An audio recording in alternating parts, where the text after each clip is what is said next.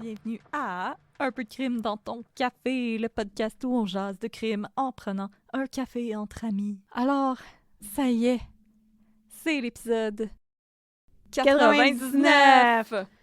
Et dehors, c'est le déluge. Et dehors, c'est le déluge! Wow. Noé vient nous chercher. Oui.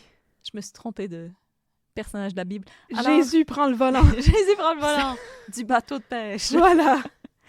Alors, pour cet avant-dernier épisode, avant le 100e, Catherine et moi, on a décidé, parce qu'on a beaucoup de choses à préparer pour le 100e, qui va être un épisode spécial avec un invité spécial. Ouais. On a décidé de se donner un petit peu de slack et de faire un épisode de relax. Slack à la tapouette. Slack à la tapouette, où est-ce qu'on va faire des corrections. Parce que, peu importe à quel point qu'on met notre temps, notre énergie, notre amour, ça nous arrive de dire des niaiseries, genre se demander si on peut débarrer un coffre de char avec la petite clenche. Mais là, la joke, c'est qu'on a enregistré l'épisode de Natacha Cournoyer ce matin, alors on ne sait toujours pas. Alors, on n'a pas votre réponse, on ne l'a pas demandé en même temps. On n'a toujours pas de réponse.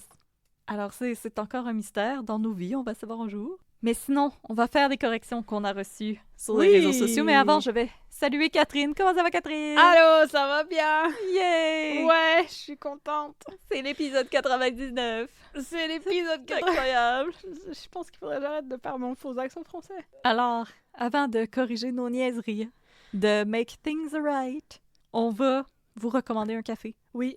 C'est un café qui nous a chaleureusement été offert par Sonny Bacon, qui est la goon des réseaux sociaux. Oui. Si vous nous dites quelque chose de méchant, c'est Sonny qui va vous répondre. Mm-hmm. Alors Sonny, pour nous donner du courage, nous a fait parvenir un café de la brûlerie du Kamouraska, qui est le café corsé, l'espresso européen café du clocher. Mm. Et ça dit que l'espresso européen est composé de 6 cafés mi-noirs d'Amérique centrale-sud et de Robusta indien. Donc, c'est un café très robuste, très corsé, qui était plus dans ma palette que celle de Catherine. Oh. Je vous laisse deviner, mais c'est pas grave, Sonny. Merci infiniment pour ton cadeau. On boit à ta santé. Yeah. Merci de nous protéger des méchantes personnes de l'Internet. Oui. Alors, sans plus tarder, on va se lancer. Je pense que ça nous prendrait un effet sonore du style... Parce que c'est les erreurs qu'on fait. C'est des erreurs. Mais on est humaine et l'erreur est humaine. Puis toi, t'en as fait plus que moi, fait que je suis contente. C'est ma petite victoire personnelle de la journée. J'ai réussi à dire moins de niaiseries. Yes! Correct. Non, c'est une joke. C'est pas grave. C'est pas la quantité, c'est la qualité des niaiseries. Bon, fait que vu que c'est moi qui en ai le plus, c'est moi qui commence. Ben moi, j'en ai 3. Toi, t'en as 6. Oh my God! Ah, n'as-tu pas plus que moi? Fait que, c'est qui commence? Ben, je peux commencer. Vas-y. Il y a 2 personnes qui m'ont écrit concernant l'épisode de Mourir en conscience avec Melchisedec. Non, l'épisode sur la mort de Chantal Lavigne. Oui. Que j'ai fait il y a très longtemps, puis là, je me rappelle plus, j'ai eu un doute. J'ai-tu déjà corrigé ces corrections? Je sais pas. Mais il y a d'abord quelqu'un qui m'a écrit pour me dire que, by the way, c'était pas vrai apparemment qu'elle était dans un état de cuisson. Ah.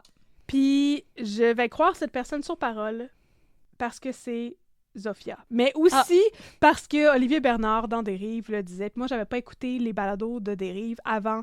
J'ai juste fait mon reporting indépendant comme une journaliste totale. Exactement. Fait que Olivier Bernard aussi précisait ça, que ça avait été relaté dans les médias, mais que ce n'était pas vrai. Donc, Chantal Lavigne, quand elle est décédée, n'était pas dans une technique de cuisson alternative de la personne humaine. Et surtout, elle n'avait pas été mise dans une technique de cuisson de la personne humaine par Gabrielle Chose. J'ai oublié le nom de famille de la madame qui se faisait surnommer Selena. Gabrielle Fréchette. Alors, elle n'avait pas été mise là-dedans de manière intentionnée par Gabrielle Fréchette. Apparemment, on se posait des questions sur la question du meurtre au premier ou deuxième degré ou la question d'homicide involontaire. Puis là, il y a quelqu'un qui nous a écrit pour nous dire que la différence, c'est que pour le meurtre, peu importe si c'est premier ou deuxième degré, il faut prouver l'intention de causer la mort. Fait que c'est soit l'intention de causer la mort avec préméditation, qui est premier degré, ou intention de causer la mort immédiatement, qui est deuxième degré. Puis homicide, ce serait plutôt par négligence ou insouciance. Puis là, il y a l'intention d'insouciance qui reste à prouver. Puis c'est pour ça, justement, que c'était pas... Nous autres, j'imagine que je m'étais dit...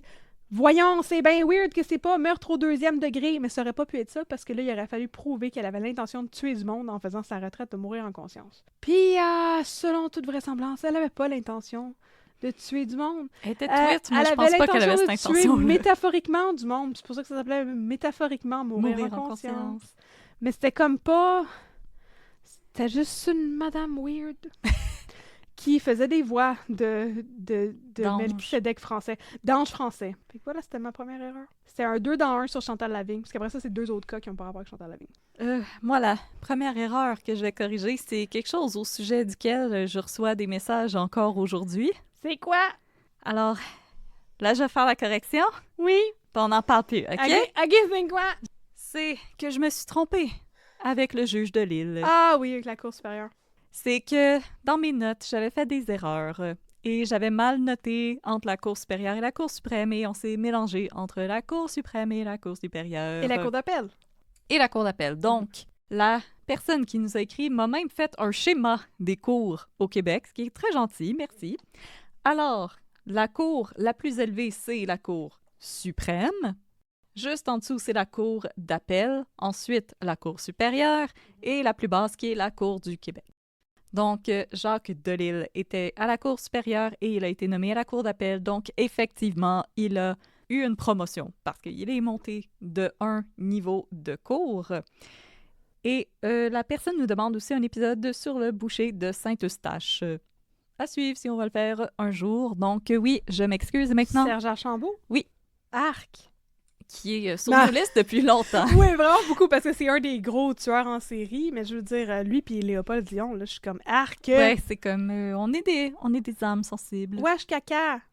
Comme donc, disent les enfants.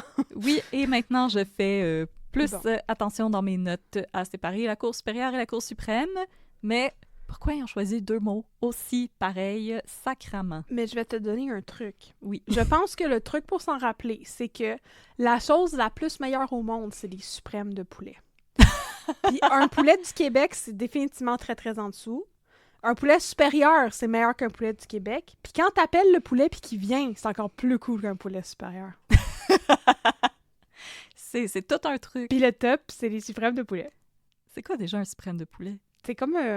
le suprême, me semble que c'est comme le haut de cuisse, là. C'est genre ben bon. Ah ouais, quand tout moelleux, là. Puis je suis sûre que c'est même pas ça. Puis là, le monde va nous écrire. Là, on va avoir une correction des corrections. On va faire une correction des corrections sur les recettes de poulet. Voilà. Fait qu'il faut avoir faim quand on pense au circuit judiciaire du Québec. Absolument. On pense à toutes les options chez Saint-Hubert. Voilà. Alors, je m'excuse, je me suis trompée, je ne le referai plus. Mon Dieu, gars. Vous voyez à quel point qu'Audrey est bitter par rapport à ça? Écrivez-y plus, là! Elle veut plus rien entendre. OK, bon, moi, une erreur que j'ai faite, qui est une très grosse erreur, mais comme on dirait que, contrairement à Audrey, je l'ai pas pris personnellement tout. Parce que ça m'a pas fait un pli, je l'ai juste noté quand la personne m'a écrit. Il y a quelqu'un qui nous a écrit, qui est un explorateur urbain. C'est quelqu'un qui fait du urbex, du urban exploration. Puis la personne nous a dit concernant mon épisode sur les orphelins du Plessis que apparemment l'Institut d'Oréa, j'ai dit que c'était à Montréal, mais c'est pas à Montréal pantoute, c'est à Franklin qui est à 1 kilomètre de la frontière. On est vraiment pas à Montréal pantoute. Puis la personne avait fait une vidéo d'urban exploration. Puis je pense qu'on pourrait peut-être mettre ça sur Discord. On pourrait.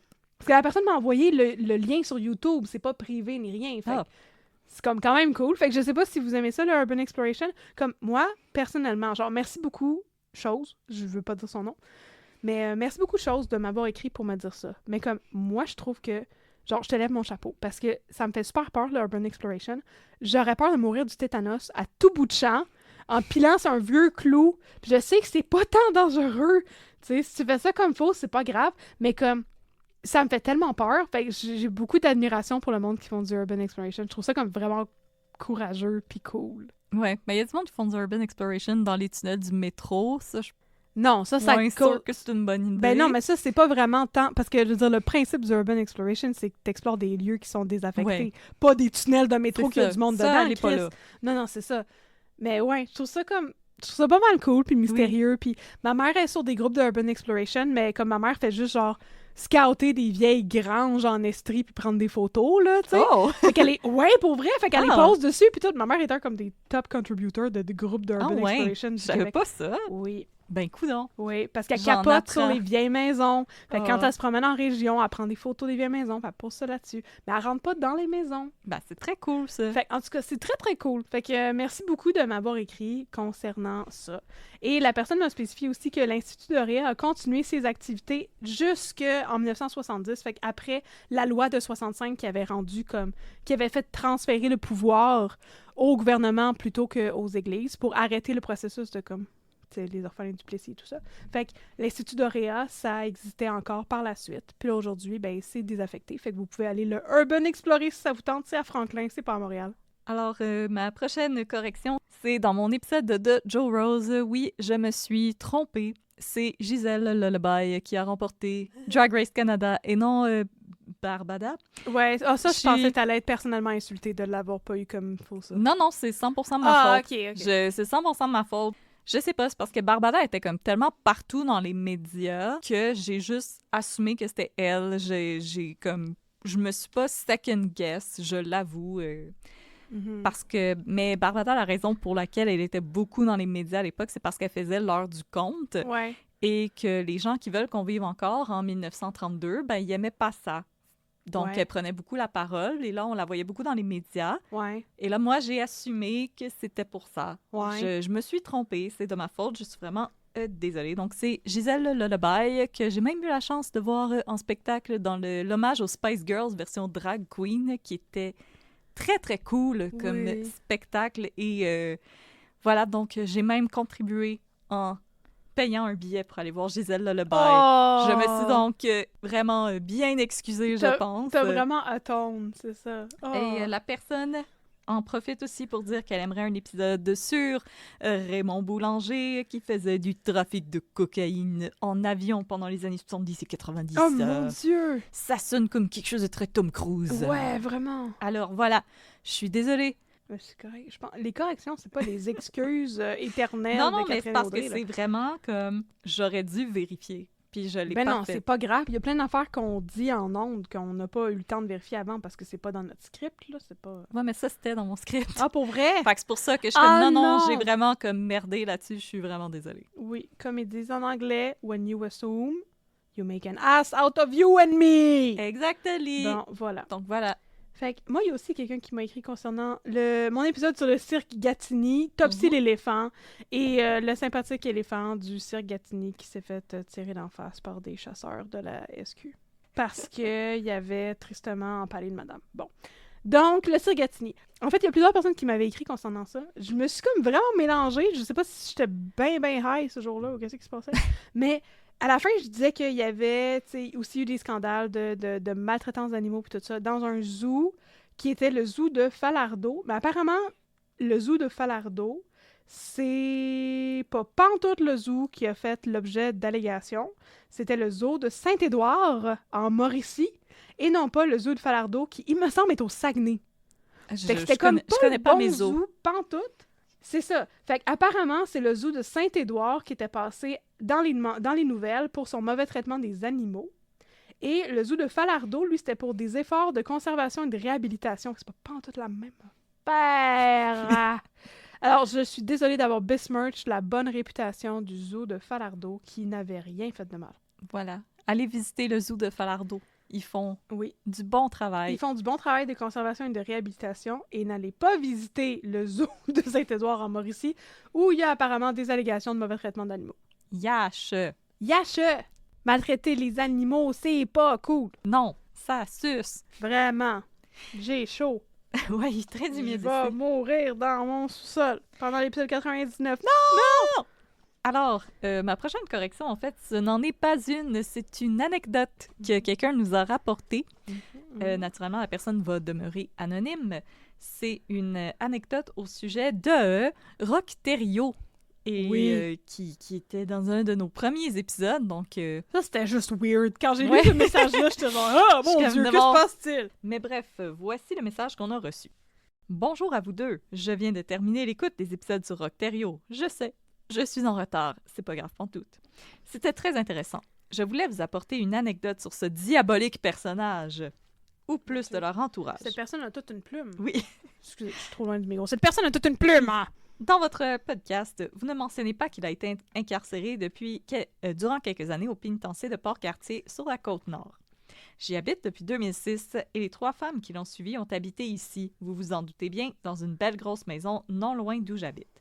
Fait très cocasse, j'ai fait l'écoute dans ma voiture et il m'est arrivé de passer devant cette maison à quelques reprises lors de mon écoute du podcast. Donc, c'est un fait dans le village, mais il y a aussi une rumeur concernant ces femmes. Dans votre podcast, vous mentionnez qu'elles vivaient du revenu de leur boulangerie. La rumeur veut qu'elles mettaient de la levure dans leur vagin pour confectionner le pain. Je sais pas si c'est vrai, faudrait vérifier ou pas. Alors, voilà l'anecdote que la personne voulait nous relayer.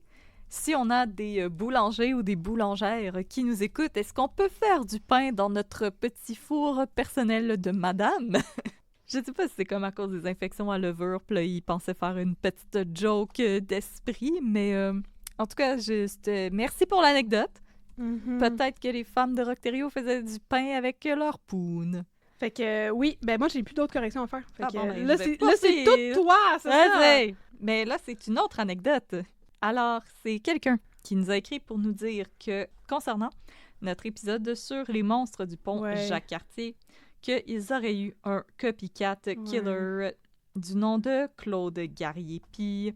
Et la personne avait travaillé avec cet homme et paraîtrait qu'il faisait ben peur. Je dois vous avouer que j'ai pas trouvé grand-chose sur Claude Garriépi, mais on espère qu'il ne garoche plus de gens en bas du pont. Ensuite, nous avons quelqu'un qui nous écrit. C'est une expat qui est maintenant en Australie. Oui. Et c'était concernant notre épisode de Bikini et cocaïne, qui était également un excellent film avec Éric Bruno filmé avec un cellulaire. Qui s'appelait Sugar. Sugar. Sugar. Alors, elle nous dit, bon, moi j'habite en Australie. Je ne suis pas une pro de la cocaïne, mais de 1, c'est loin, donc la cocaïne, c'est plus difficile de shipper la cocaïne là-bas. Et de 2, tout coûte plus cher en Australie, parce que j'avais dit que la cocaïne coûtait plus cher en Australie. Elle voulait nous expliquer pourquoi. Donc, c'est à parce cause... que c'est loin. C'est les frais d'exportation. Fait que, en théorie, la cocaïne coûte plus cher aux îles de la Madeleine. Aussi. Et à Terre-Neuve. Effectivement. Voilà! Les gens des îles, écrivez-nous. Est-ce que vous avez été touchés par l'inflation? L'inflation du prix de la cocaïne sur votre île. Exactement. Oh, c'est beau. Maintenant, c'est une anecdote concernant Richard-Henri Bain, donc qui avait fait l'attentat au Métropolis suite à l'élection de Pauline Marois. Alors, la personne nous écrit parce que j'avais mentionné qu'il avait écrit des lettres à diverses personnes alors qu'il était en prison. Ouais. Et il avait pu mettre la main sur une lettre qui avait été adressée à Jean-François Lisée, donc ex-chef du Parti québécois. Il nous dit donc... Directement après Pauline, tu penses? Je m'en rappelle plus, peut-être. Parce qu'il y a toujours du trouble dans le Parti québécois. Ouais. Mais il me semble que c'était lui avant Saint-Paul-Pierre Plamondon-Chose. Oui. Paul, Saint-Paul, Pierre, Saint-Pierre qui Plamondon. Tu l'as eu. Je sais, hein? Alors, par contre, il ne nous dit pas grand-chose. Il nous dit juste qu'il avait pu voir la lettre, la prendre en photo avec son cellulaire, qu'il n'en a jamais parlé à personne et que peut-être qu'un jour, il nous la partagerait. Et on a dit, on prendrait cette primeur et la personne nous a ghosté. Donc voilà, Richard-Henri Bain a écrit une lettre à Jean-François Lisée, peut-être pour lui parler de ses prédictions pour la Coupe Stanley. Ouais. Ça m'étonnerait bien gros, mais je pense pas que la personne nous a ghosté. Je pense plus que la personne nous a juste oublié. Ça se peut. Peut-être que là, elle va entendre ça puis elle va faire comme « Ah oui! Schnout! Je vous envoie ça! » C'est très possible. Alors voilà, personne qui voulait nous parler de la lettre de Jean-François Lisée. On t'attend Oui. Notre boîte à mal est ouverte. Yeah. Yes! Et finalement, c'est quelqu'un qui voulait... Et ça, c'est vraiment quelque chose que je ne savais pas. C'est une actual correction. C'était dans mon épisode de Marlène Chalfoun. Oui! Dans le fond, la personne voulait me préciser que Marlène Chalfoun était une agente de probation et non une agente des services correctionnels. Par contre, la personne me rassure et me dit « Isabelle Richer aussi s'est trompée dans son podcast. » Donc, en fait, il existe des agents de probation qui travaillent en milieu ouvert ou fermé. Je crois que Marlène travaillait en milieu fermé, donc à l'intérieur d'un milieu de détention. C'est peut-être pour ça qu'elle est confondue avec nous, les agents correctionnels. Je ne l'ai jamais connue, mais j'avais suivi le dossier. Puis, merci beaucoup pour cette personne parce que, honnêtement, dans les articles, les deux termes étaient utilisés. Puis, à un moment donné, je me suis dit, peut-être qu'ils sont juste interchangeables, tout simplement. Ouais. Mais merci pour la précision. Donc, c'est des agents de probation, mais qui travaillent à l'intérieur des prisons au lieu d'être les agents qui sont à l'extérieur et qui vont faire des check-ups. Oh, d'accord. Donc, merci pour ça, parce que c'est vraiment quelque chose que j'ignorais. Ben et oui. c'est vraiment un milieu qu'on ne connaît pas vraiment, le domaine carcéral. Non, c'est ça. Merci beaucoup de nous avoir écrit. Ben oui. Très intéressant. Voilà. Donc, on a tout corrigé ce qu'on avait à corriger. Voilà. C'est tout. Bye. Bye. Non, c'est une joke. On peut répondre à des questions. On a demandé hier sur notre Discord. Est-ce qu'il y a quelqu'un qui a des questions pour nous? On va y répondre. Oui. Puis là, il y a quelqu'un qui nous demande si on a des anecdotes de personnes de l'entourage des victimes ou même des criminels qui nous ont contactés. Ben c'est ça, c'est juste pour dire que c'était loin d'être la première fois que quelqu'un qui travaille pour les services carcérales nous écrit. Oui. C'est arrivé plusieurs fois pour nous donner des updates sur des criminels qu'on ne nommera pas nécessairement. Non, puis on donnera pas trop d'informations sur la personne aussi. C'est ça, mais je veux dire, c'est pas arrivé juste une fois. Non, c'est arrivé à plusieurs reprises. Oui, j'ai 3 exemples en tête. Oui. C'est ça. Donc, c'est arrivé plusieurs fois qu'il y a des gens qui travaillent dans le milieu carcéral, en bon français, pour utiliser un vieux terme qui n'existe plus, des gardiens et des gardiennes de prison, qui nous ont écrit pour nous parler d'à quoi ça ressemble la vie en dedans pour certains criminels. Fait qu'on vous remercie parce que c'est vraiment intéressant, ça nous donne un insight dans un domaine que nous autres, on connaît pas de l'intérieur, pantoute, on connaît juste ce qui est relaté des journaux. T'sais. Exactement. Puis comme Unité 9. Fait que, puis une de ces personnes en particulier qui nous avait même envoyé des voice notes très détaillées, et tu as l'air d'une personne très sympathique, tu nous as beaucoup fait rire avec tes messages, même si le contenu était un peu obscène. Apparemment, 100%, là. Les gens aiment envoyer des bobettes sales à des prisonniers. Oui, puis les ordinateurs servent beaucoup à aller checker de la porn dans les prisons. Puis les touches sont collantes. C'était, en tout cas, ben du détail, quand t'es comme... Quand t'es comme, j'aurais pu m'en passer. C'est intéressant. Mais c'est ça, fait que oui, il y a du monde qui nous contacte. Des personnes de l'entourage des victimes, c'est-tu déjà arrivé? Oui, c'est déjà arrivé. Là aussi, les personnes demandent à garder l'anonymat, on comprend pourquoi, mais il y a récemment quelqu'un qui fait partie de l'entourage d'une personne dont on a parlé et qui nous a dit que IL redoutait le moment où on allait parler dans un podcast de ce qui était arrivé à la personne de son entourage. Mm-hmm. Et IL a dit que quand IL a vu que c'était nous, que IL était rassurée. Oui. Et que IL trouvait qu'on avait fait un excellent travail, que IL nous remerciait pour notre colère, notre indignation, et d'avoir parlé de ce qui est arrivé à la personne de leur entourage et de s'assurer que son histoire soit connue et d'une manière dont elle approuvait. Donc oui, c'est arrivé et c'est rassurant pour nous d'avoir ce genre de commentaires-là parce que, of course, l'éthique en true crime, c'est quelque chose sur lequel on se questionne beaucoup. Donc d'avoir cette confirmation-là, c'était vraiment très apprécié. Puis j'étais un petit peu nerveuse sur le coup quand j'ai vu le lien que cette personne-là avait avec la personne en question. Mais quand j'ai vu le contenu de son message et que c'était très, très doux, très ouvert, ça m'a beaucoup rassurée et vraiment merci. C'est pas mal le plus proche qu'on a eu. On a eu des collègues, des fois, de gens dont on a parlé. On a eu des gens aussi qui ont fait partie de l'organisation de Lovaganza. Oui. Qui nous ont écrit, il paraîtrait qu'il y a bien des affaires qui sont pas dans les journaux. Ouais. Et peut-être qu'on prépare un épisode par rapport à ça. Ça serait le fun Peut-être. pour le père Shtibi. Le père Shkibi. Shtibi. Peut-être qu'on va enfin avoir plus de détails sur ce petit scénario-là qui fait pas de sens. Sur le cheval dépressif. On a eu des gens qui ont été victimes de la fraude Lavaganza aussi, Ouais. qui nous ont écrit, qui nous ont parlé de comment ils se sont fait approcher. Mhm. Et on les juge pas, c'est des choses qui arrivent. Puis, oui, après l'épisode de Marilyn Lévesque, on a eu quelques travailleuses du sexe qui Oui. nous ont écrit. Il y a une travailleuse du sexe qui a travaillé avec Marilyn, pardon, Mhm. qui nous a écrit, qui nous a remercié d'avoir parlé ainsi de son ancienne collègue et amie. Donc oui, ça arrive. C'est pas monnaie courante, mais quand ça arrive, on prend vraiment le temps de parler avec cette personne-là aussi pour la remercier. Et ça nous rappelle qu'au Québec, les choses sont récentes des fois. On a eu des cas aussi des fois qu'on fait comme « Ah, ça s'est passé il y a longtemps », puis il y a quelqu'un qui nous écrit « Allô, c'est mon oncle ». Fait que oui, c'est arrivé, mais malheureusement, on peut pas tant vous en dire plus parce que les gens préfèrent garder l'anonymat. Non, c'est ça, c'est certain. Mais c'est certain aussi que ça t'arrive plus à toi parce que tu fais plus des cas qui sont Récent. très récents, très contemporains, là, c'est certain. Fait que c'est le fun que les contacts aient été bons avec l'auditoire Oui. concernant ces cas-là. C'est très encourageant. Oui, Est-ce que tu veux répondre à la question « Êtes-vous tanné? on peut répondre. Vous » tannez. Moi, je suis tannée de la canicule! Ouais. Je suis en train de mourir!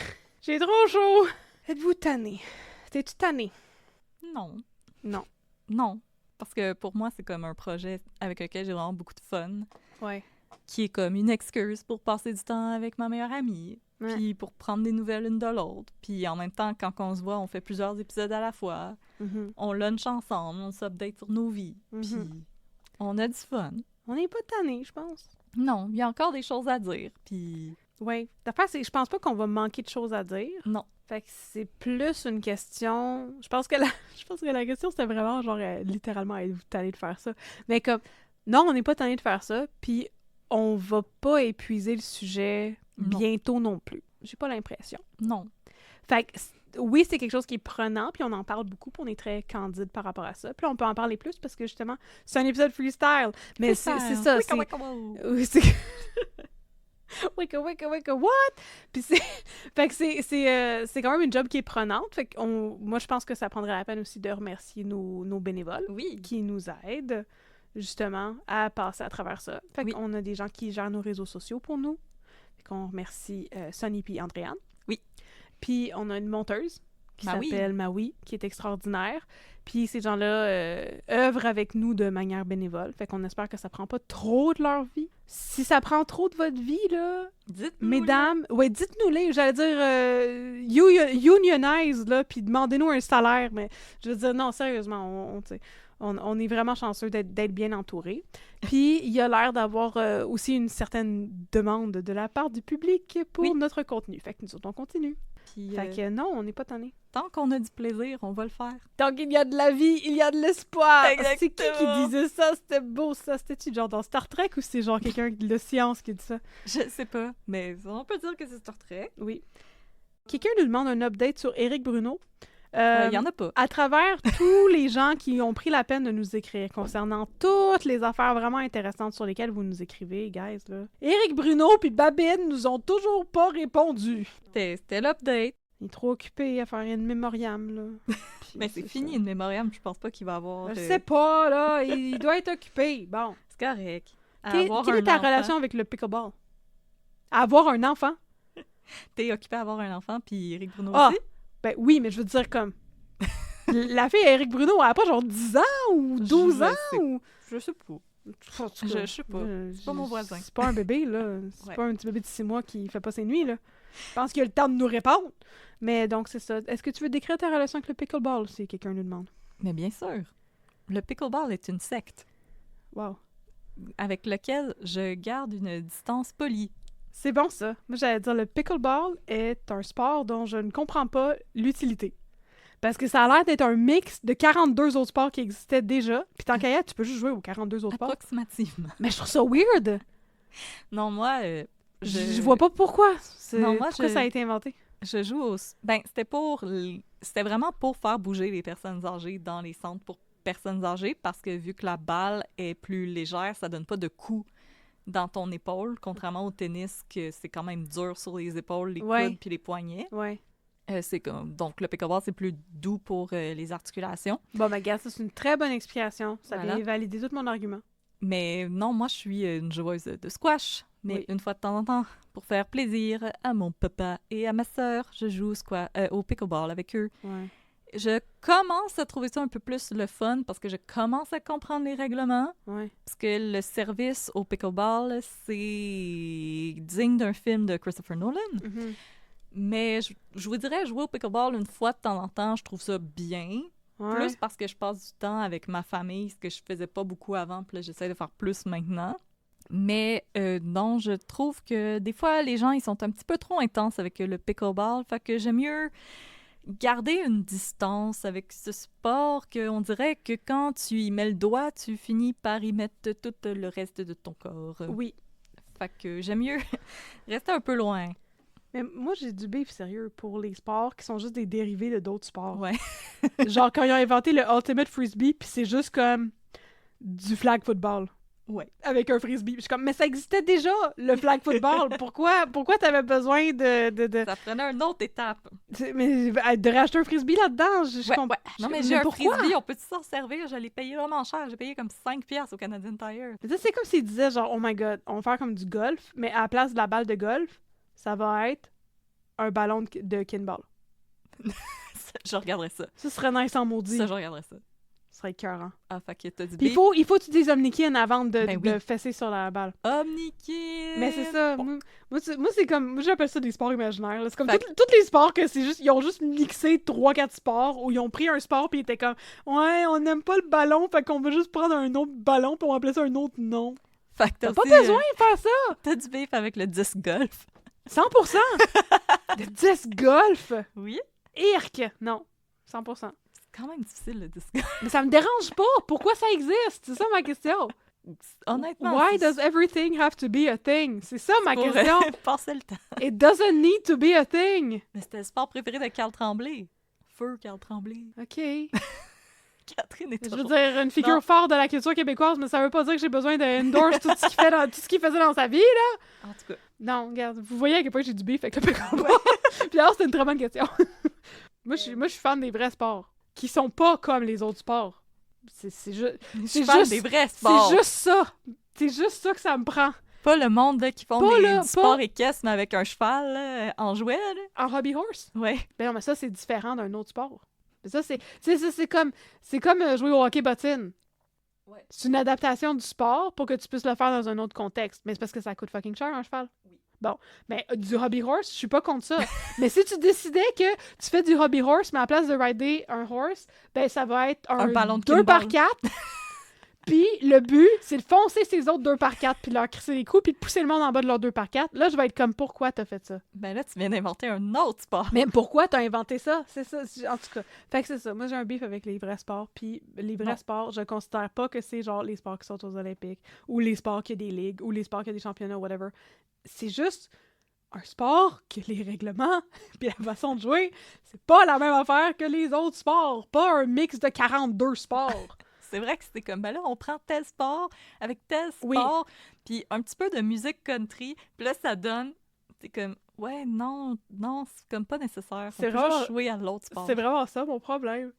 Mais c'est parce que Ça me gosse. l'affaire, par contre, avec le « Ah, c'est plus doux pour les articulations », je suis comme, oui, OK, mais le badminton, Badminton, ça, c'est très doux pour les articulations. je veux dire, c'est pas dur, un moineau. C'est dur dans le front, Ouais. mais en tout cas, fait que oui, notre relation cas. avec le pickleball, Catherine veut rien savoir, puis moi, je veux en Non. savoir le moins possible. Vous voyez, je suis bien vocale par rapport à quel point j'aime pas le pickleball. Puis vous pouvez toutes venir, là. Moi, je suis le meme du gars, là, avec son affaire, Ah oui. son kiosque, change my mind. C'est comme, les sports amalgamés ne devraient pas être des sports, change my mind. Voilà. Voilà. Parfait. Donc, C'est tout ce que j'avais à dire. il y a quelqu'un qui aimerait savoir, selon vous, pourquoi sommes-nous fascinés par le true crime? Vas-y. Ah, tu me poses la question? Oui? Ah, excusez. C'est comme... Mais réponds. Tu poses une Réponds. question, elle répond aussi. Répondez! Donc, oui. Je pense que ça, c'est un sujet sur lequel on a eu la chance de réfléchir déjà. Oui. Alors, je vais faire une plug. Shameless plug. Plug. Shameless plug. On a été invité, il y a très longtemps, à participer à un balado de Choc, qui est la station de balado qui est exclusivement en ligne de l'UQAM. Oui. Puis avant, on participait, Audrey et moi, en tant que comme chroniqueuse, panéliste, à ce podcast-là qui s'appelle Les Amazones, qui est un balado qui discute de culture pop avec des femmes. Puis on a été invités par une de nos anciennes collègues avec qui on travaillait chez Renaud Bré il y a de cela plus de 10 ans. Il y a genre 15 ans. Oui, ça nous rajeunit pas. Ça nous rajeunit pas. Donc, cette fille-là était devenue une panéliste comme plus fréquente dans les Amazones, puis elle a suggéré à l'animatrice principale, est-ce qu'on peut faire une rencontre avec ces filles-là? Puis on était comme, ouais, mais nous, on sait c'est qui déjà, on est déjà venu à ce podcast, ça va être un plaisir de venir. On sait où le local. On sait où le local, on s'en rappelle. Fait qu'on est allés et on a discuté de ça beaucoup. Puis là, ce qu'on avait comme takeaway principaux, pourquoi on est fasciné par le true crime? Ben, moi, ce que j'apportais comme élément à la discussion, c'est mon argument principal. Parce que la fascination pour l'horreur, c'est un sujet sur lequel je me suis beaucoup penchée dans le cadre de feu ma carrière académique. Très feu. Elle a brûlé. Elle a brûlé. Fuck you, Samuel Archibald. Oh, mon Dieu. Oui, Samuel Archibald était mon directeur de thèse, en passant. Ça ne s'est pas bien passé. Je n'ai jamais fini mon doctorat. Un petit peu.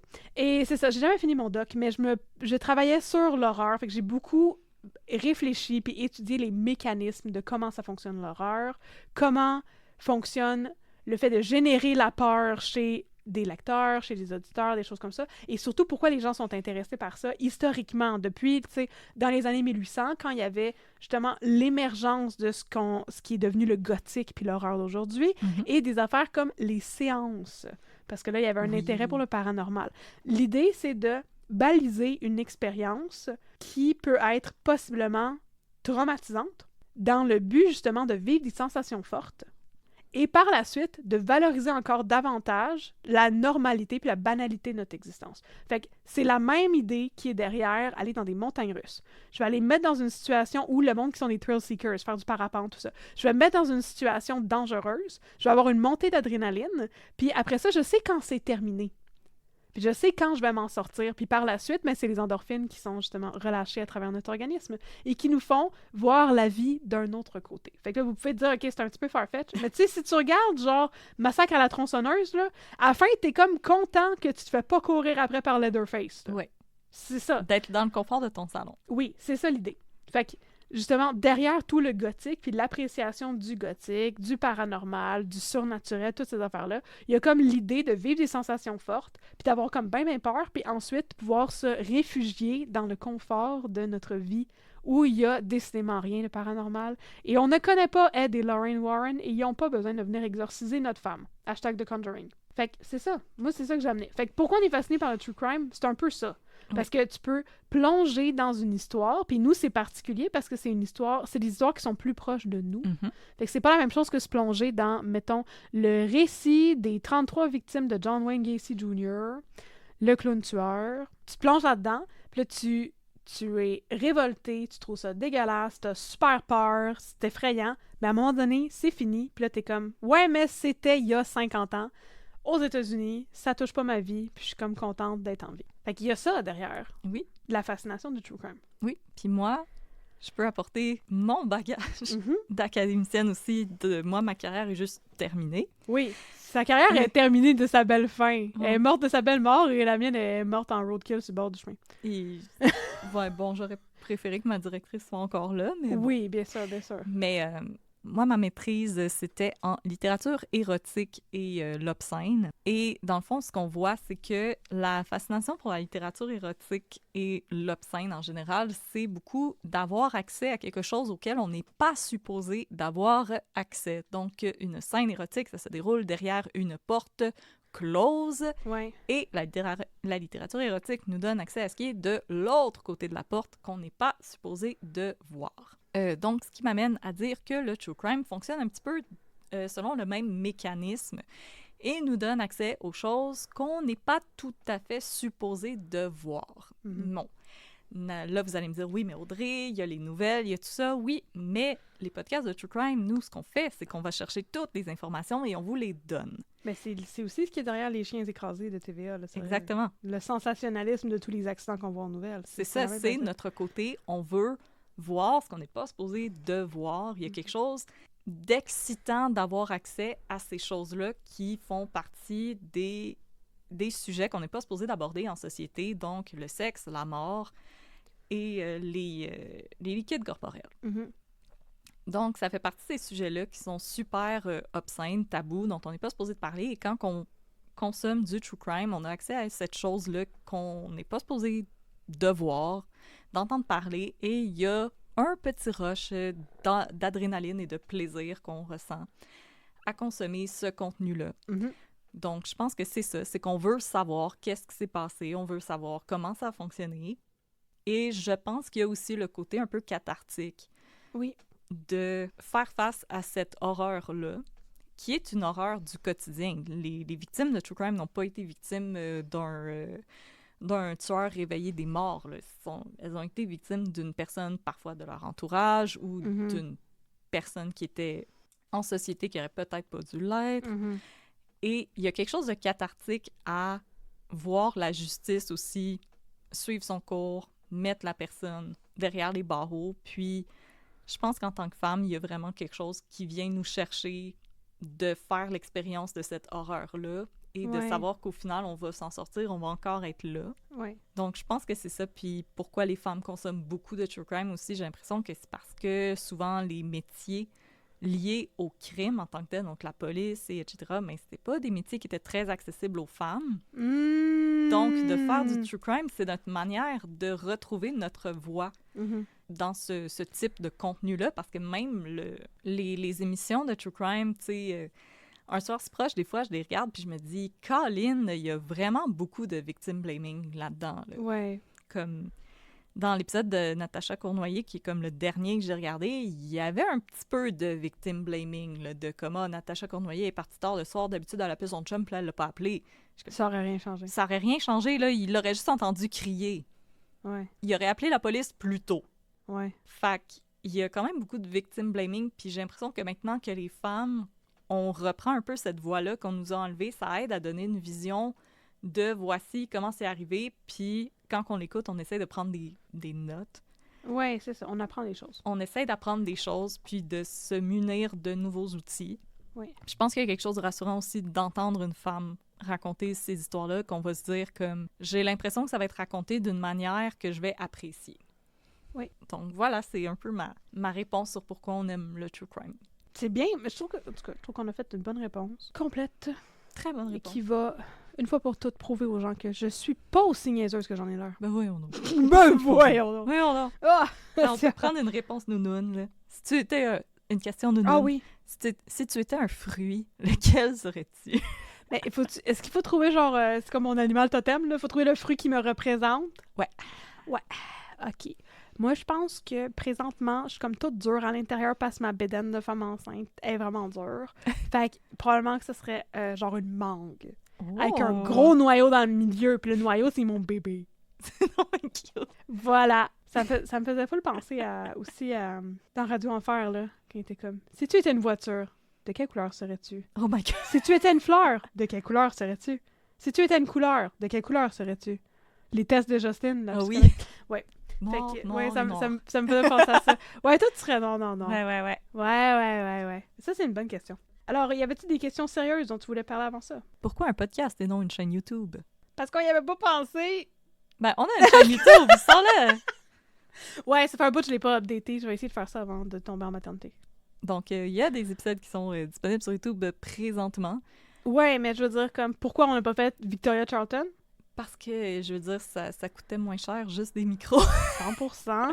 Puis, tu sais, on savait pas si ça allait avoir du succès. Puis, honnêtement, des fois, quand on enregistre, on n'a pas le goût de s'arranger tant que ça. Puis, est-ce que vous voulez vraiment nous regarder pleurer?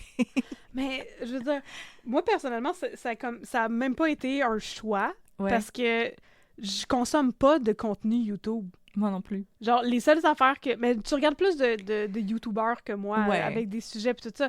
Les seules affaires que je regarde sur YouTube, c'est comme du monde qui font des recettes, parce que je capote sur, comme, la cuisine, puis les techniques de cuisson, puis toutes ces affaires-là. Comme les techniques de mise en cuisson des gens. Non, c'est une joke. Mais non, mais c'est ça, tu sais, je veux dire, je regarde des gens qui font la cuisine sur YouTube, mais c'est à peu près ça. Ouais. Puis ça, même encore ça, c'est récent. Fait que j'étais une consommatrice de balado avant qu'on parte un balado. Puis dans ma tête, c'était comme, ouais, c'est une affaire qui a l'air d'être accessible. Puis pour raconter les histoires que j'ai le goût de raconter, ben c'est ça le médium. C'est comme, je veux faire un podcast pour les autres Catherine de ce monde, et les autres Catherine de ce monde doivent écouter des podcasts comme moi dans le multiverse des Catherine. Ouais, c'est ça. Puis au niveau du montage aussi, c'est plus simple de faire un montage de podcast qu'un montage de vidéo. 100%. Puis, ben oui, j'écoute plus de contenu YouTube que toi. J'aime bien les gens qui font des vidéos essays, qu'on appelle. Mais souvent, ces gens-là, je comprends qu'ils choisissent ce format-là parce qu'ils vont commenter des choses qui viennent avec des supports visuels. Comme je vais écouter les gens qui font des essais sur des films, mais ils vont comme montrer la scène, puis après, ils vont la décortiquer. Ce qui a comme... C'est logique qu'ils fassent un channel YouTube pour pouvoir montrer ces images-là, mais je sais pas, on dirait que pour moi, même quand on parlait de faire le podcast, ça m'est jamais venu en tête que ça soit aussi une chaîne YouTube. Puis, j'aime pas tant être devant une caméra. Ouais, non, je le sais. Tu vas bad tripper quand on va faire le 100e. Non, je suis en train de me préparer mentalement. Ouais? Ouais. OK, cool. Je vais être prête. Quoi d'autre? Quel est votre talent le plus random? Je sais pas. Je pense que mon talent, c'est que je fais bien à manger, mais c'est pas random. Tu sais, c'est très, très conventionnel. Mon talent le plus random... Ah, je suis vraiment bonne au bowling. Oui. Ouais. C'est vrai. C'est ça. J'ai eu un party de job cet hiver, je pense que j'en avais parlé, puis j'avais pas joué au bowling depuis à peu près 10 ans. Et je ne faisais que des abats. Merveilleux. Puis c'était comme... Je me sentais pour vrai... Je faisais des jokes, puis j'étais genre... Je pense que ça doit être dans mon ADN, parce que ma grand-mère puis ma grande-tante étaient dans des ligues de bowling. Mes tantes sont dans des ligues de bowling. Pas mes parents, mais j'étais comme... J'ai l'impression d'avoir tout leur talent intergénérationnel là, qui flot à travers moi. C'est comme nos étés version bowling. Non, mais c'était fou, c'est ça. Je faisais juste des strikes puis des pas des dallos, des abats. Tu sais, je faisais des en un coup puis en deux coups. C'était juste ça que je faisais. Puis j'étais comme, je comprends pas pourquoi je suis bonne de même parce que j'ai pas joué depuis des années. Je comprends pas pantoute. Fait que le bowling... C'est un talent naturel. On dirait. J'espère qu'il y a une ligue de bowling dans la ville où est-ce que je vis maintenant. Je te souhaite. Tu vas pouvoir sortir, faire du bowling. Rencontrer du monde. Oh, bowling de maternité, ça doit être une affaire, ça. Ça doit être cute. Oh mon Dieu, je vais trouver ça. Fuck le cardio poussette, là. Ouais, bowling. T'amènes toutes... Ben oui. Bowling poussette. T'amènes toutes les tu lances ta bébés. poussette sur la ligne. Ils jouent des versions disco de Lullaby d'enfants pour qu'ils puissent tous dormir dans leur poussette, puis en même temps, tu joues au bowling. Puis là, tu peux mettre ton bébé dans une boule, puis là, il peut courir pour aller dans les quilles. Non, parce qu'il il bougera pas vite de même, ça va être un bébé naissant. Fait que, ouais, c'est ça mon talent, je pense. Le plus inusité. Je suis bonne au bowling. Pour quelqu'un qui joue jamais, je suis bonne au bowling. Ben, c'est cool. T'as le visou. Mais j'ai le visou, mais je veux dire, c'est pas tout d'avoir le visou. Faut que t'aies le mouvement de bras qui va avec ton visou, parce que sinon tu garoches. C'est ça. Faut que t'aies le ballon, puis faut que t'aies la façon de lâcher ta boule, sinon ta boule elle va juste partir dans l'eau. C'est comme... Moi, je suis pourrie au bowling. J'étais juste impressionnée par ce que je faisais quand j'étais en train de bowler. Puis mes collègues étaient comme, c'est le pouvoir de ta grossesse. Ils étaient comme, c'est ton fœtus qui te donne... J'étais genre, oui, clairement. Parce ton que bébé, il est comme... Je trouve que c'est inexplicable. En tout cas, fait que c'était ça mon talent. Le plus random. Puis toi, t'en as-tu un? Oui. Je suis capable de faire un 360 avec ma main sur une table. C'est parce que t'es hyper lax? Ouais. My God, je veux voir. Fais ça. OK. C'est fun parce qu'on n'a pas une chaîne YouTube. Ouais, fait que moi, je vais le voir, mais vous le verrez pas. Exactement. Vous allez avoir ma réaction. Tu vois ma main? Ouais. Elle est comme ça. Puis je prends ma main. Je fais ça comme ça. Holy crap. Sa main, en fait, comme une crêpe. Ouais. Elle est comme flippée à 360 pour vrai. Mon pouce est revenu à sa place. Puis mon coude, il est en train d'aller prendre une marche chez les voisins. Ouch! Non, je comprends, mais c'est comme à regarder, regarder, t'es genre, oh mon Dieu! Puis là, ma main est abandonnée. Fait que t'aurais voulu ta place comme contorsionniste dans un cirque. Ben, des années 20, genre. Quand j'étais petite, des années 30. Ma mère était convaincue que j'allais devenir contorsionniste. Pour vrai? Parce que j'avais constamment une jambe en arrière de la tête, un pied dans la bouche. Ta mère, elle savait pas que c'était comme pas vraiment une carrière d'être contorsionniste. Oh my God, how dare you! Elle avait des rêves! Elle avait des rêves pour toi, mais je suis comme pas convaincue que c'est... Écoutez, je sais même pas s'il y a encore des contorsionnistes, genre dans le Cirque du Soleil. Oui, il y en a! Oui, OK. Oui. Mais je pense que tu fasses d'autres affaires à part être contorsionniste. Faut bien danser. Faut que tu sois acrobate, là? Ouais, c'est ça. Ouais, non. Mais non, ils sont loin... J'arriverais aux auditions de Cirque du Soleil, puis je ferais ça, puis ils feraient comme « Hey, puis ensuite, puis je ferais comme ça. Merci d'être venu, bye-bye! Merci d'être venu à nos bureaux à l'autre bout de Montréal, dans le trou de pète de Montréal. Maintenant, tu peux t'en aller. Que voilà, c'était mon talent. C'est plate que vous l'ayez pas vu, mais la face à Catherine a valu 1000$. Moi, je suis sûre que tu pourrais le filmer, puis mettre ça sur Discord. Ouais, ou au pire, notre prochaine apparition live, vous viendrez me voir, puis je le ferai en avant de vous. Oh mon Dieu. Je vais cacher mes yeux. Avert your eyes. Non! Je suis sûre que ça ferait encore plus peur si t'étais genre en camisole, parce qu'on verrait ton épaule tourner pour que ton bras puisse... Parce que ton j'ai coude jamais- va comme pas dans le bon sens. Ah, j'ai jamais pensé à regarder mon épaule quand je fais ça. Mon Dieu, ça m'effraie. Mais même, je dois faire attention quand je m'assois, admettons, puis que je mets mes mains à côté de moi, parce que mes coudes font des 360. Que, ouais, Moi aussi, je suis super laxe, mais ça fait juste que comme mes pouces font genre des 90, là, comme ça. Ouais, mais C'est pour mettre un cue de billard, là.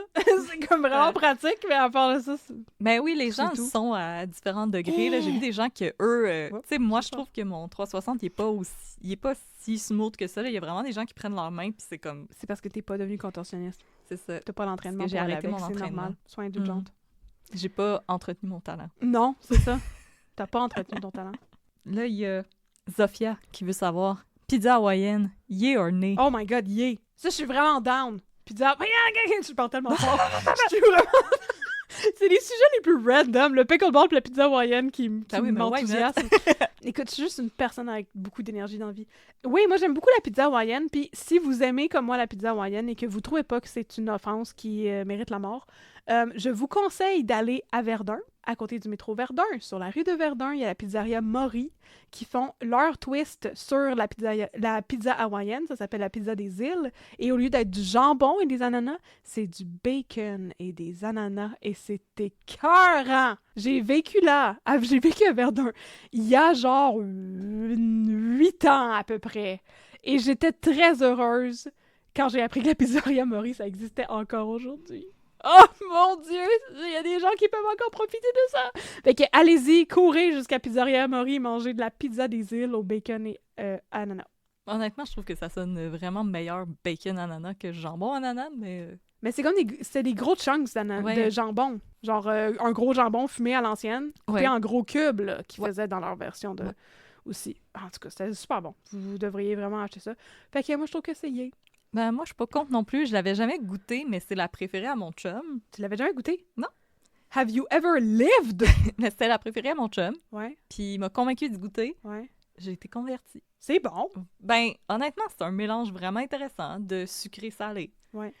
Puis, mais je trouve que la meilleure, puis là, j'ai oublié c'est quelle pizzeria qui fait ça, Mhm. qu'ils font griller leurs ananas. Ah, miam. Fait que l'ananas, il est comme caramélisé sur la pizza, puis eux aussi, ils mettent du bacon au lieu du jambon. Oh. Puis ils mettent du miel épicé dessus. Ah, ça doit être bon. Je pense que c'est la pizzeria sur Villeray. Ah oui, OK, absolument. Je pense que c'est Oui, là. sur Villeray, OK. Ouais. Ouais. Je pense que c'est... Sur Jarry. ouais, pardon. sur Jarry. Ouais. Je Fait pense que c'est que pas c'est... au Miss Villeray qui est sur Villeray. Non. Mais sur Jarry, je pense que c'est eux qui font cette pizza-là. Et Mhm. elle était vraiment délicieuse. Oh. Donc oui. Puis moi, je sais pas, je shame pas. Si vous voulez des anchois sur votre pizza, faites-le. Ben oui. C'est à vous, cette pizza-là. En autant que vous gaspillez pas de bouffe. Ça, c'est la chose Non, qui m'énerve. Oui, effectivement. Ah, pizza hawaïenne. Ah, ça, c'est une Miam, miam. belle question. Qu'est-ce qu'on a d'autre comme question? Là, il y a quelqu'un qui nous demande comment on s'est rencontrés. Amélie veut savoir comment on s'est rencontrés. Je travaillais au comptoir du Renaud-Bré. Puis là, Catherine, elle a fait une joke de Monty Python. Ouais. Puis je l'ai entendue de loin. Ouais. Puis c'était « I will not buy this record, it is scratched ». Puis là, on est des amis pour la vie. Oui.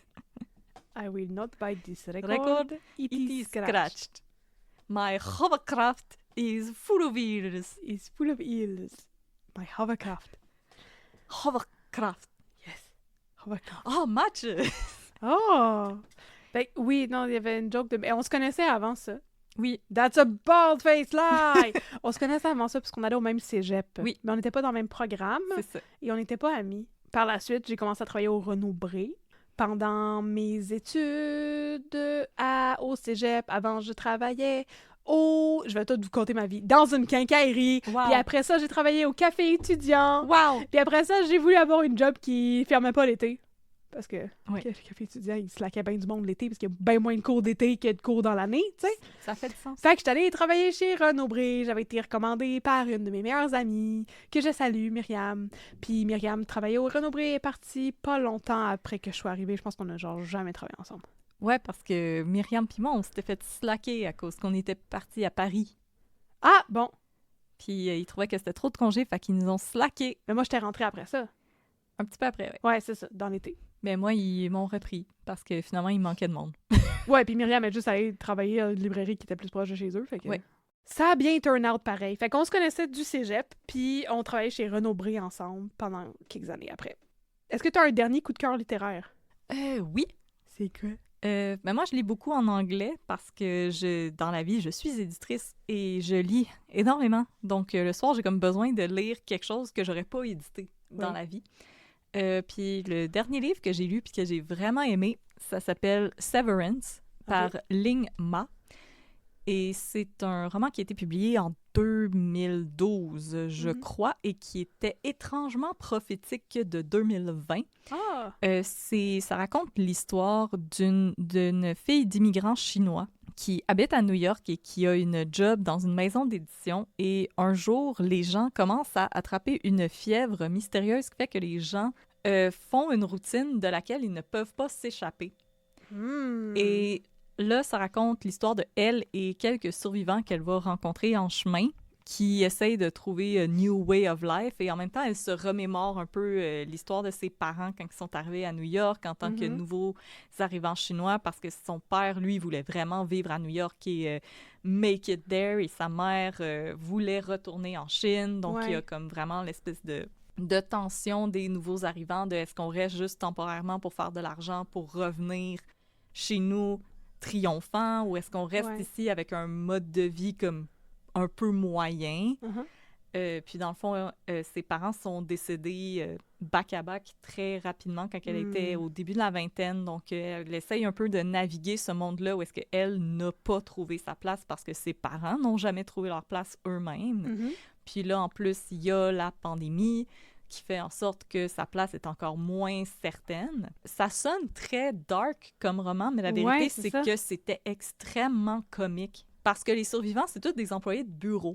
OK. Fait que leur logique pour survivre pendant l'apocalypse, c'est qu'ils continuent d'être des employés de bureau avec une logique d'employé de bureau puis des relations d'employés de bureau. Fait qu'il y a encore il y a le petit Joe, je sais tout. Il y a les petites filles qui veulent tout le temps gossip. Fait que c'était très comique, mais en même temps, c'est vraiment une belle réflexion sur comment trouver sa place dans le monde. Oh! C'est merveilleux, ça. Oui. J'aime beaucoup la littérature asiatique, en fait. Je trouve qu'ils ont une manière de raconter le monde qui est très intéressante parce que mon autre coup de cœur avant, c'était Corner Store Woman d'une écrivaine japonaise. Malheureusement, j'ai oublié son nom, je m'excuse. Et c'est un des romans les plus drôles que j'ai jamais lu. C'était drôle, je riais. On aurait vraiment dit que c'était un extraterrestre qui essayait de se faire passer pour un humain et qui savait qu'il ne faisait pas un bon travail. C'est Convenience Store Woman, qui raconte l'histoire d'une jeune femme que, pour elle, sa vie est réconfortante parce qu'elle est dans une routine où est-ce qu'elle travaille dans un dépanneur. Puis ça la rassure, parce qu'elle dit « Ah, toute ma vie, moi, j'ai jamais su qu'est-ce que je voulais faire. Puis là, ben, au dépanneur, on me dit quoi faire, puis c'est vraiment rassurant. Puis là, c'est sa manière de naviguer la vie au Japon contemporain, à Tokyo, qui est très balisé. Puis là, elle, d'être dans ça, donc d'être un échec, c'est la plus belle chose qui est jamais arrivée parce qu'elle dit les gens, ils n'ont aucun expectation, les gens ne veulent pas me parler, les gens ne veulent pas avoir de relation avec moi, je suis la femme la plus libre qu'il n'y a pas parce que je suis un échec. Et c'était très drôle, c'est tout petit, ça se lit en un après-midi, puis c'était hilarant, je le recommande, Convenience Store Woman. Ah, tant mieux. C'est une belle recommandation. Oui. Moi, j'aime rien. J'aime rien, dit-elle en tirant sur sa cigarette. Moi, j'aime rien. La littérature, c'est de la merde. La littérature, c'est vraiment de la merde. Non, je lis que le classique. Ouais, exactement. Si c'est pas Charles Dickens, ça peut manger de la merde. Non, moi, j'aime beaucoup de choses. Puis moi, j'aime beaucoup bitcher contre la littérature québécoise. Bonjour les auteurs qui nous écoutent. Non, parce que je trouve qu'il y a beaucoup de choses qui se font aujourd'hui, que c'est pareil comme toutes les autres affaires qui se font aujourd'hui, n'est-ce pas? Et donc, quelque chose qui est sorti du lot pour moi récemment, c'est que j'étais dans le comité d'organisation du prix littéraire des collégiens au collège où j'enseignais. Puis j'ai donc lu les 5 romans qui étaient en liste. En fait, c'était 4 romans puis un essai. Puis je trouvais que c'était comme 3 des 4 romans j'avais un gros sentiment de déjà-vu. Mais il y en a un que j'ai beaucoup aimé. Oui. Qui est Le Conte est bon de Louis-Daniel Godin. Puis c'est un livre qui m'a beaucoup touchée parce que je me dis que tant qu'à écrire sur ta vie, t'es mieux de le faire avec candeur et avec vulnérabilité. Puis Louis-Daniel Godin, c'est exactement ça qu'il fait. Fait que c'est de l'autofiction, qui est la chose que je trouve que tout le monde fait tout le temps, puis c'est un petit peu gossant. Mais c'est le fun de faire de l'autofiction quand, Chris, t'as quelque chose à raconter, puis que tu peux bien le raconter. Lui parle de son adoption. Il a été adopté à 5 jours, puis le livre s'ouvre là-dessus. Puis c'est toute une réflexion sur l'impact que ça a eu sur sa vie d'avoir été adopté, puis sur la dette qu'il a envers ses parents adoptifs, parce que c'est eux qui l'ont choisi, puis qui lui ont donné la vie qui lui a permis de devenir l'homme qu'il est aujourd'hui. Fait que justement, la question, au final, c'est est-ce que le conte est bon dans notre relation avec nos parents? Ce que je trouvais qu'il était quelque chose de vraiment triste, touchant, puis un sujet assez inusité, tu sais. C'est quoi la dette qu'on a envers les gens qui nous élèvent? Tu sais, je me disais, oh wow, ok, j'ai lu plein de livres dans ma vie sur les relations père-fils, tu sais. La mort du père, toutes ces patentes-là. Je sais qu'il y a du monde qui aime beaucoup dans ce garde, mais en tout cas, puis là, je me disais, c'est d'approcher ça d'un point de vue très, très vulnérable, où est-ce que ta question, c'est, ben, mes parents, ils ont scrappé plein d'affaires, mais en même temps, qu'est-ce qu'ils ont fait de bon? Puis qu'est-ce que je leur dois? Est-ce qu'un jour, on réussit à s'acquitter de la dette de cette fait donner la vie par des gens, puis aimer par des gens, puis élever par des gens? Puis en tout cas, je trouvais ça vraiment... C'était un beau livre, ça se lisait bien, c'était bien écrit, puis honnêtement, la réflexion derrière de ça, j'étais comme, ça arrive à un bon point dans ma vie. Les étudiants n'ont pas super trippé là-dessus, puis si j'avais lu ça à 17-18 ans, puis que je suis pas une personne, j'ai pas été adoptée, moi, ben, j'aurais pas pu du tout relate à ça. Puis moi, ce qui m'avait beaucoup touchée aussi dans les discussions avec les étudiants, c'est qu'il y en avait 3-4 sur le groupe de... On était 17-18 étudiants qui... On était, moi je suis pas des étudiants, mais eux autres étaient 17-18 étudiants qui débattaient sur le mérite des livres en lice. Puis il y en avait comme 2-3 qui trouvaient que c'était intéressant.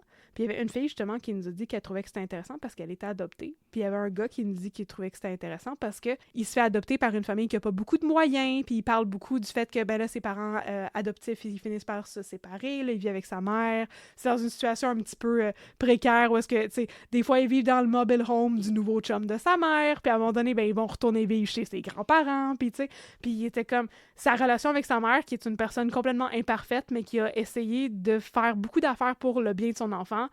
Il y avait un étudiant qui était comme moi, je vois ça dans ma relation avec ma mère, puis honnêtement, ça me jette à terre, puis je m'attendais pas à ce que le livre me jette à terre. Puis j'étais comme, wow, ça veut dire qu'il a bien fait ça, Louis-Daniel Godin. Fait que Le Conte est bon, de Louis-Daniel Godin, qui est sorti l'an passé. Donc, vous avez vos 3 livres pour les vacances. Voilà. Mais je pense qu'on pourrait peut-être conclure avec une question sur qu'est-ce qui vous décourage des cas que vous couvrez et est-ce que ça s'améliore? J'aurais préféré répondre crêpe ou gaufre, mais... Ah ben ok, crêpe ou gaufre? C'est correct, on peut répondre à ta question. Crêpe ou gaufre? J'aime plus les crêpes dans les restos, mais j'aime plus les gaufres... Non, excusez, j'aime plus les crêpes que mon père fait, mais j'aime plus les gaufres dans les restos. Les gaufres chez nous, c'est des gaufres égaux. Mais non, ok, fait que qu'est-ce qui nous décourage plus, là? De voir que ça se répète. Ouais. Tu sais, il y a des cas qu'on couvre qui se ressemblent étrangement. Ouais. Puis il y a des histoires en cours présentement qui ressemblent à des choses dont on a déjà parlé. Mm-hmm. Tu sais, j'en ai parlé, je pense, dans notre premier épisode bonus, qu'il y avait un policier qui avait été arrêté pour violence conjugale, puis là, son avocat, il était comme « Ah, mais tu sais, c'est un policier », puis là, le juge avait fait preuve de leniency parce que c'est un policier, c'est donc important sa job, puis mais tu sais, nous, on venait de faire l'épisode sur Jocelyn Hott, puis je me suis dit, on n'apprend absolument rien c'est pas parce que t'es une police que t'es un être plus moral que d'autres. Puis cette semaine, il y avait aussi un article dans... c'était-tu La Presse sur justement une femme policière qui avait rapporté qu'elle avait été agressée par un de ses collègues, puis là, elle était victime d'intimidation. Elle s'était fait mettre dans un coin. Elle avait plus de relation avec ses collègues du tout parce qu'elle avait osé parler contre un des leurs. Puis je me dis, my God, on est juste... Est-ce qu'un jour, on va être capable d'apporter des conséquences à certaines personnes? Parce qu'il y a des groupes qui sont un peu trop protégés, selon moi. Oui. Puis... Tu sais, aux États-Unis, on voit Jeffrey Epstein. Ici, on a Robert Miller. Ouais, Puis un peu comme Harvey Weinstein. Ah ben là, c'est un pauvre vieux monsieur. Puis là, le procès, là, ça serait vraiment stressant pour lui. Pauvre vieux monsieur. Il fait donc pitié, le vieux monsieur. Puis ça m'écœure parce que j'ai vraiment l'impression qu'on va toujours rentrer dans les mêmes patterns. Je suis d'accord avec tout ce que tu dis. Et ça rentre dans « Sommes-nous tannés? » Oui, je suis tannée. Non, mais, tu sais, il y a quelqu'un qui nous demandait « Ah, est-ce qu'il y a des choses qui ont changé, tu sais, par rapport aux réformes carcérales ou ces affaires de côté de la justice qui ont évolué? Puis est-ce que ça évolue ou ça se détériore? » Moi, je pense que ça fait semblant d'évoluer. Ouais. Puis c'est ça qui me décourage beaucoup. Puis je suis très découragée par le fait qu'on n'avance pas pantoute dans la... On n'évolue pas pantoute dans la manière dont on traite les victimes, dont on parle des victimes dans les médias.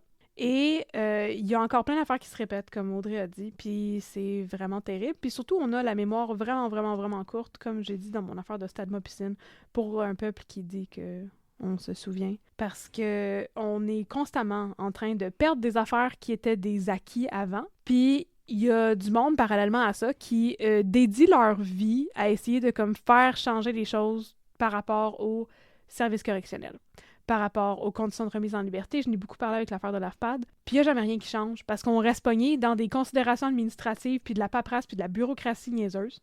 Puis là, ben, il y a l'IVAC qui se fait couper son financement.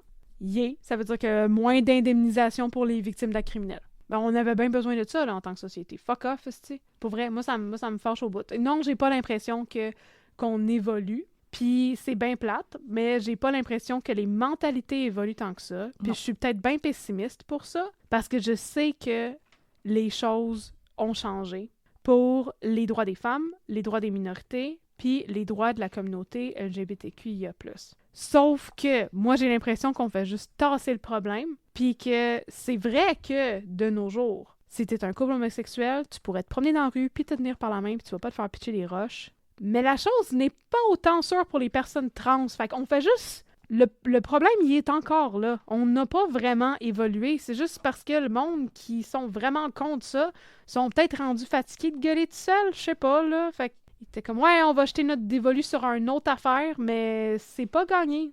Non. Au niveau des droits des personnes, puis c'est pas gagné au niveau des droits des victimes, puis c'est pas gagné au niveau du système de justice, puis de la manière dont ça fonctionne pour dénoncer des actes criminels, pour traîner en cours des gens qui commettent des agressions sexuelles ou des affaires qui sont plus difficiles à prouver objectivement, mais ces crimes-là, ils existent encore. Oui. Puis ça s'améliore pas. Juste cette semaine, j'ai parlé avec quelqu'un. Je vais pas donner d'informations sur cette personne qui a été victime d'une agression sexuelle dans un bar. Et l'agression sexuelle a été captée sur caméra, parce qu'il y a des caméras de sécurité dans les bars. Et cette personne a les vidéos de surveillance de cet homme qui l'agresse sexuellement. Mm-hmm. Et elle a été portée plainte à la police.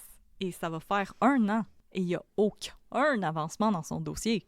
0 pin bar. Mm-hmm. Fait que, tu sais, maintenant, les gens comme « Ah, le féminisme, ça sert plus à rien, les femmes, bla... » Non. Non, absolument pas. Parce que ces droits-là ne sont pas des acquis. Non, c'est ça. Si on s'assoit en disant comme « Bon, ben maintenant, la lutte est terminée, on est égal », ben, on va reculer. Ouais. Puis la montée de Pierre Poilievre dans les sondages, présentement, là, ça fait peur en tabarnak. Ouais. Surtout avec les choses qui se sont leak récemment d'un de ses députés qui l'a dit que quand Pierre Poilievre va être élu, ils vont repenser le droit à l'avortement. Ouais. Fait que là, ça va faire se mettre la tête dans le sable puis dire « Oh non, c'est juste la gauche qui capote, puis c'est juste vous autres, vous capotez, puis vous êtes trop émotifs, puis vous capotez. » Non, on n'est pas en train de capoter. Mm-hmm. Ça fait peur en esti ce qui se passe présentement. Ouais. Il y a des montées de l'extrême droite partout dans le monde. Ça va pas bien, mais pas pantoute. Mm-hmm. Fait que là, de dire comme vous exagérez puis les choses vont mieux, non, ça va pas mieux. Parce que présentement, on assiste à l'élan qu'on prend avant de rentrer dans le mur. Ça va pas mieux, ça va différent. C'est ça. C'est juste ça l'affaire. Puis honnêtement, moi, présentement, là, toutes les niaiseries qui se passent autour des personnes trans, j'arrive même pas à comprendre ça. Non plus. Ces personnes-là, là, Vous voulez même pas passer une journée dans leurs souliers. Arrêtez de penser comme... Là, je sais que comme les gens qui nous écoutent sont des personnes. Oui, non. Majoritairement, je suis un peu en train de preach to the choir. Ben vraiment, oui. On le sait que ça s'adresse pas à vous autres, là. Tu sais, quand on dit, ah, là, c'est parce qu'ils en demandent trop, ils en demandent trop, ils en demandent trop. Ils en demandent pas trop. On les traite pas comme des humains présentement. Mm-hmm. Comme on les traite comme des extraterrestres. Ouais. Ou des objets. Ouais. Puis arrêtez de dire que des personnes trans, ça a été inventé par TikTok, là. Ça a toujours existé des gens qui ne se sentaient pas dans le corps qui correspondait à ce qui se passait dans leur tête. Ça a toujours existé. Ben oui. C'est juste que maintenant, ces gens-là avaient l'impression qu'elles pouvaient parler. Elles avaient l'impression qu'elles étaient en sécurité puis qu'elles pouvaient exister au grand jour. Puis nous, ben, on leur a dit non. Je trouve ça ridicule. Fait que non, effectivement, ça c'est... Je trouve pas que les choses s'améliorent. Je trouve pas que les choses s'améliorent pour le système carcéral. Puis je trouve pas que les choses s'améliorent pour la justice en général. Puis pour la société. Fait que c'était comme une des raisons pour lesquelles on continue à faire ça. Oui. Puis c'est pour ça que j'aime ça faire des vieux cas aussi, parce que c'est comme... Yo, c'était arrivé longtemps avant la commission Charbonneau. La commission Charbonneau, c'était la commission Malouf. On est dans ça. un continuum. On est dans un continuum. Les choses n'y arrivent pas out of the blue. Là. Non, puis les choses sont cycliques aussi. Puis effectivement, moi j'ai bien peur pour le mouvement de balancier qui s'en vient, parce que ça fait un bout qu'on fait des avancées au niveau des droits, au point de vue législatif, mais ça veut pas dire que les mentalités changent avec ça. Non. Ça prend des personnes courageuses pour aller au bat, comme le Dr. Morgan Taylor. Mais ça veut pas dire que tout le monde est d'accord. Puis ça prend juste assez de frustration, assez longtemps du camp adverse pour que ces affaires-là soient réfutées. Fait que c'est plate. C'est un mouvement de balancier qui est constant à travers l'histoire. Historiquement, ça a toujours été de même. Fait qu'il y a pas vraiment tant de moyens de s'en sortir. Il y a juste des moyens de faire des petites améliorations dans nos microcosmes, puis dans nos vies. Puis c'est d'avoir un impact positif sur comme le monde autour de nous, puis avoir un impact positif sur notre communauté. Puis on peut pas prendre trop de responsabilités sur nos épaules non plus, mais je pense que ça sert à rien de se mentir puis se faire accraire que ça va bien. Puis, tu sais, il y a quelqu'un qui nous a demandé aussi, est-ce qu'il y a un cas que vous allez jamais aborder? Ouais. Puis, ben, c'est Polytechnique.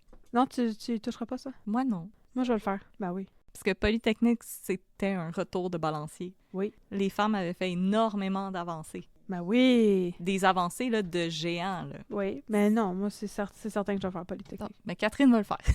Puis moi, je vais préparer ma boîte de Kleenex. Oui. Fait qu'on parlera pas de Léopold Dion. Non, mais ça, c'est juste parce que c'est un autre niveau de dégueulasserie. Mais c'est juste parce que je trouve que dans les niveaux de dégueulasserie, il y a, tu sais, vu que je suis partie sur ma lancée sur l'AFPAD et tout ça, il y a des affaires que ça vaut la peine de remettre en lumière parce que justement, ça cache des problèmes systémiques que je pense qu'on devrait pas oublier. Puis j'ai l'impression que nos épisodes, c'est comme une façon de plus mettre à l'avant-plan des affaires qui sont un petit peu passées sous silence maintenant parce que ça fait longtemps. Ouais. Fait que Polytechnique, pour moi, ça rentre là-dedans. Léopold Dion, c'est juste un craqué mental qui agressait des petits-enfants. Je vois pas le gros enjeu de société qui est derrière ça, comme justement le fait que Julie Boisvenu a été victime des gars qui... Surprenant. Isabelle. Non, OK, c'est Julie Boisvenu. Isabelle Bolduc, pardon, oui. C'est d'Isabelle Bolduc que je parlais, qui avait une sœur qui s'appelait Julie, c'est pour ça que je me mélangeais tout le temps. Isabelle Bolduc avait été victime de 3 gars qui étaient des multirécidivistes. Il y a cette question-là, puis justement, Julie Boisvenu aussi avait été victime d'un multirécidiviste, puis Julie Surprenant aussi, spoiler. Puis Marilyn Lévesque. Il y a juste, Cathy Garetta, ben, c'était une affaire de violence conjugale, ça, c'était un autre truc. Mais je veux dire, il y a des enjeux de société qui sont derrière ça, puis des affaires que je pense que ça vaut la peine de mettre de l'avant. Mais comme quelqu'un qui est dégueulasse, puis qui fait juste commettre des actes d'une monstruosité terrible. T'sais, Léopold Dion, c'était justement notre John Wayne Gacy Jr. du Québec, là, qui agressait des petits gars, puis je suis juste comme, c'est dégueu, c'est quelqu'un qui est dégueu for the sake of being dégueu, puis je vois pas ce que je peux apporter à cette discussion-là. Mais parler de Polytechnique, par exemple, puis parler de à quel point ces femmes-là, ils étaient quand même des pionnières pour étudier à Polytechnique. Oui. Ce qui est quand même, c'est 1% des cohortes, habituellement, là, que c'est... Dans le temps, c'était 1%. Là, c'est un petit peu plus, mais je veux dire, c'est quand même, on est très loin du 50-50. Puis c'était des femmes incroyables qui avaient justement choisi un métier traditionnellement masculin puis qui ont payé le prix là, d'une manière complètement démesurée. Fuck right off, Mark Lépine. Je pense pas qu'il va y avoir des apologistes de Mark Lépine. On a eu un apologiste de Eustachio Galès. Ben, c'est sûr qu'il y en a des apologistes de Mark Lépine, mais très honnêtement, je m'en calisse. Je m'en calisse vraiment beaucoup. Si t'es un apologiste de discours haineux, ben, c'est ton hostie de problème. Puis tant qu'à moi, tu peux manger un char de marde, puis plus jamais avoir de plaisir dans ta vie. C'est bien dit. Un apologiste de discours haineux. Je trouve ça épouvantable. Il y en a des apologistes du KKK aussi, c'est certain, Oui. tu sais. Mais c'est ça. Non, moi, On va toujours trouver quelqu'un pour excuser l'inexcusable. Ben non, mais c'est ça. Tu sais, puis on a une tribune, puis on le sait, tu sais. Là, on le sait depuis le temps qu'on le fait, que ce qu'on fait, ça fait pas plaisir à tout le monde. Mais écoute, tant qu'à avoir une tribune, moi, c'est de plus en plus ça que je comprends puis dont je prends conscience. Je pense que ça vaut la peine de parler de ces affaires-là honnêtement avec notre bagage à nous puis notre point de vue à nous parce que justement, je trouve que c'est absolument dégueulasse de penser qu'il y a des apologistes de Mark Lépine. Oui. C'est quoi votre petit problème? Ce gars-là a pogné une mitraillette pour aller tuer des femmes parce que c'était des femmes dans une école dans laquelle il était trop poche pour rentrer. Ça sonne pas comme leur problème à ces femmes-là. Là. Si vous êtes des apologistes de Mark Lépine, je sais pas ce que vous avez pas compris dans le narratif de Polytechnique, mais sérieusement, là, faites un petit examen de conscience. Moi, ce que je vais pas toucher, c'est la mafia puis les motards. Là. Oui, effectivement. L'opération Shark, ça m'intéresse beaucoup, et je lis beaucoup sur l'opération Shark, et je n'en parlerai jamais en ondes. Voilà. Voilà. Mais tu sais, je trouve que c'est d'autant plus une motivation de prendre conscience à quel point les discours masculinistes sont comme tellement présents. Oui. Puis je suis comme, si Andrew Tate pouvait avoir comme des millions de listeners, là, je vais pas me gêner pour raconter des affaires de l'autre côté du spectre, là, moi, là. Ouais. C'est ça, tu peux manger de la merde. Andrew Tate aussi, là. Oh oui. Avec son... Un char de marde. Avec son pas de cheveux, là, moi, je pense qu'il compensait pour sa calvitie qu'il assumait pas. Voilà. 100%. Bon. Ben, merci d'avoir été avec nous pour ce rant. Ce rant. Mm-hmm. On espère que vous avez aimé nos réponses à ces questions et que vous avez hâte au prochain épisode. Qu'on fasse Polytechnique. Ah, on n'annonce pas c'est quoi le prochain épisode? Ben, c'est le 100e épisode spécial. Fait que pour notre 100e, on va faire un épisode spécial qu'on va enregistrer dans les studios d'Urbania. Yes. Il va y avoir l'audio et ça va aussi être filmé. Ouais. L'épisode va être consacré à l'histoire de Marie-Joseph Corriveau, la sorcière. Oui. Donc, c'est ça. Je suis allée fouiller dans les archives puis creuser pour vous raconter la véritable histoire de la Corriveau. Et nous allons être accompagnés de... nul autre que notre historien favori au Québec, Charles Beauchesne. Oui. Donc, ça va être un bel épisode. What is this, a crossover episode? Comme disait Mr. Peanut Butter dans BoJack Horseman. Mais donc, ça va être un crossover épisode des pires moments de l'histoire. On va mettre un peu de crime dans les pires moments de l'histoire. Absolument. Un peu de pires moments de l'histoire dans ton café. Oui. Donc, au moment où vous allez entendre ça, l'épisode va déjà être enregistré, en fait. Mais, oui, 100e épisode spécial consacré à la Corriveau. Featuring Charles Beauchesne. Merci, Charles, d'avoir accepté l'invitation. On espère que vous n'êtes pas trop déçus que c'est pas Éric Bruno. Ouais, on l'espère, mais on sait pas si Éric Bruno se débrouille bien en format juste audio, puis Charles Beauchesne, mais on le sait qu'il se débrouille bien. On sait qu'il est bon. On avait plus confiance, mettons. Mais si Éric Bruno avait répondu à notre courriel, on aurait fait un épisode avec lui aussi. C'est ça. La balle est dans ton camp, Éric Bruno. Ouais, si tu veux nous contacter, là, on peut encore te plugger pour les épisodes de mon congé de maternité, là. Ça va faire plaisir à Audrey de jaser avec toi. Mon Dieu, tu mourrais. Ça te ferait pas plaisir pendant. Tu mourrais de peur et de stress. Ben, je sais qu'il aime le pickleball. Ouais. On pourrait jaser de pickleball. Ouais, vous pourriez. Et les gens pourraient s'emmerder. Ben, aussi, s'il nous recontacte, on peut aussi attendre que je fasse Donald Lavoie. Parce que c'est pour ça qu'on voulait y parler. Oui. Ben, pour d'autres raisons. Parler de Donald Lavoie. Le tueur à gages du clan du bois. Est-ce qu'il courait vraiment de même? Parle-moi de ça, de la vieille pègre qui peut pas partir après moi parce que tout le monde est mort là-dedans. Hey, on peut tout dire. Et voilà. On se retrouve donc dans 2 semaines pour le 100e. Yes, avec Charles Beauchesne. Oui. L'historien. Et la Corriveau. Et moi qui chante Corriveau. Toutes les tunes du musical. Entre-temps, allez l'écouter, il est sur Spotify. Oui, ça s'appelle La soif des corbeaux. Il y a des bops, comme qu'ils disent les jeunes. Ils disent ça, les jeunes? Ouais. Ils disent des prots? It's a bop. It's a bop. It's a no bop. cap. No cap, femme, it's a bop. On God. Alors, merci tout le monde d'avoir été avec nous et on se dit à dans 2 semaines pour le 100e accompagné de Charles Beauchesne et de la Corriveau. Yes. Bye bye. Bye bye.